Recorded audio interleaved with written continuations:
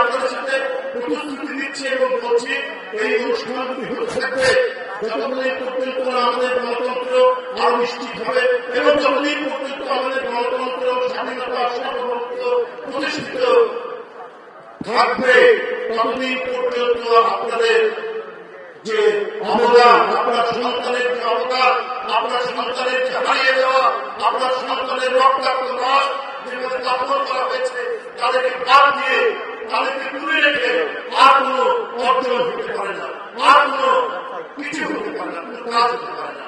যে সরকার গঠিত হবে যদি জনগণের শুভেচ্ছায় সমর্থনে বিএনপি সরকার গঠন করে তাহলে এই সমস্ত পরিবারকে অগ্রাধিকার দিয়ে তাদের সামগ্রিকভাবে পুনর্বাসন শুরু করে তাদের সামাজিকভাবে তাদের প্রতিষ্ঠা এবং উন্নয়ন এটির কথা বারবার ভারপ্রাপ্ত চেয়ারম্যান যারা তারেক রহমান করেছে সেক্ষেত্রে বাস্তবায়ন করবে।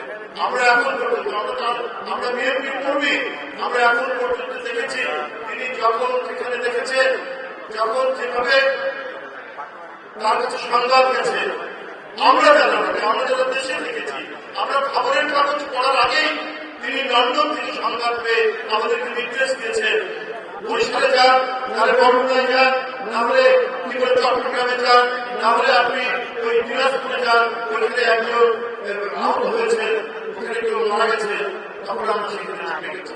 এত নিবিড় ভাবে তিনি নজরদারি রেখেছেন, এত নিবিড় ভাবে তিনি এগুলো পর্যবেক্ষণ করেছেন। সুতরাং এটা তো আমরা মনে করি জাতি আমাদের এই দলের এবং জাতীয়তাবাদী শক্তির সৌভাগ্য যে আমরা একটি নেত্রীকে হারিয়েছি। আমরা কয়েকদিন আগে আমাদের নেত্রীকে হারিয়েছি, সেই শোক আমরা এখনো কাটিয়ে উঠতে পারিনি। ৪৪ বছর ধরে গোটা জাতির স্বপ্ন এবং এই জাতির স্বাধীনতা সার্বভৌমত্ব গণতন্ত্রের প্রশ্নে যাকে কিনতে পারা যায়নি, যাকে দমন করা যায়নি, যার মাথা নত করা যায়নি, সেই নেত্রী আজ আমাদের মাঝে নাই। কিন্তু তার যে পতাকা, সেই পতাকা আজকে তারেক রহমান হয়েছে। সেই পতাকা যাতে নুয়ে না পড়ে, সেই পতাকা যাতে তিনি ধরে রাখতে পারে, শক্তভাবে ধরে রাখতে পারে, তাহলে এই জাতি এবং এই দেশের স্বাধীনতা, এই দেশের গণতন্ত্র সার্বভৌমত্ব শক্তভাবে সেটি প্রতিষ্ঠিত থাকবে।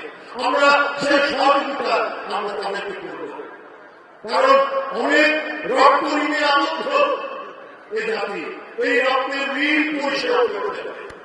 আমরা দেশে দেশে এক সময় করেছি যে কিভাবে স্বৈরাচার মানুষের অত্যাচার করেছে, চুনের গ্রামের মধ্যে রাজনৈতিক প্রতিপক্ষকে ডুবিয়ে দিয়েছে, পিছন দিক থেকে প্রাণ চালিয়ে দেওয়া হয়েছে রাজনৈতিক প্রতিপক্ষকে।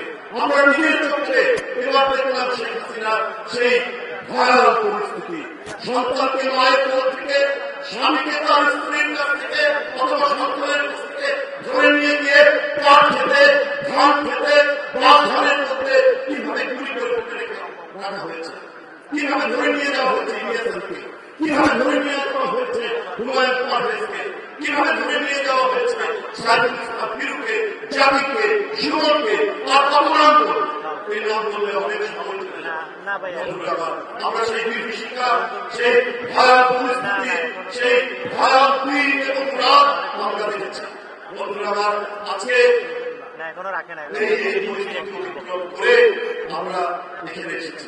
আপনি যে কথা বলবেন নিজের কথা, তারেক রহমান সাহেব এটাও নিশ্চিন্ত করেছেন শেখ হাসিনা। তার রাজনৈতিক প্রতিপক্ষ রাখতে চায়নি, নিশ্চিন্ত করতে হয়েছে।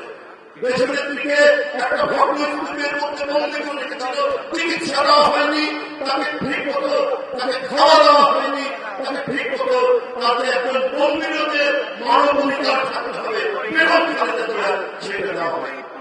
একদিকে তারেক রহমান সাহেবের তার কণ্ঠে দেওয়া নিষিদ্ধ, একদিকে তার পাবন্দি, এর মধ্যে দিয়েই তো আপনারা এই দলকে, এই দেশকে এগিয়ে নিয়েছেন গণতন্ত্রের পথে।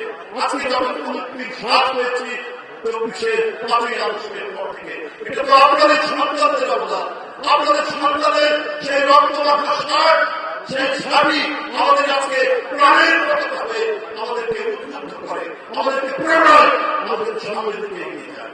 আমরা তারেক রহমানের নেতৃত্বে আমরা সেই পথে, সেই গন্তব্যে যে স্বপ্নের কথা এবং যে পরিকল্পনার কথা বলেছে আমরা সেইটি বাস্তবায়ন করব। আমরা সবাইকে নিয়ে যে সুন্দর বাংলাদেশ তা আমাদের প্রাপ্ত করতে হবে। আমরা সেই প্রত্যয় নিয়ে আমরা এগিয়ে যাব। আপনাদের সবাইকে আমি আন্তরিক শুভেচ্ছা জানাচ্ছি। আপনাদের বুক ভরা কান্না, ওই কান্নার আমরা কোন সান্ত্বনা নেই, কোন ভাষা নেই, কোন ভালো কবিতা আমরা বলতে পারছি না। কারণ এই যেটা নিজের বাবা মা সন্তান স্ত্রী বুকের ভিতর থেকে যে কান্না বেরোয়, সেই কান্না কোনোভাবেই সান্ত্বনা দেওয়া যায় না। কিন্তু তারপরেও আপনাদেরকে সাবধান থাকতে হবে। আপনার সন্তানকে প্রতিপালনের জন্য এবং এই দেশের জন্য যে অবদান রেখেছে আপনার স্বামী এবং আপনার সন্তান, সেই অবদান সেটা দেখতে হবে। আপনাদের সকলকে ধন্যবাদ।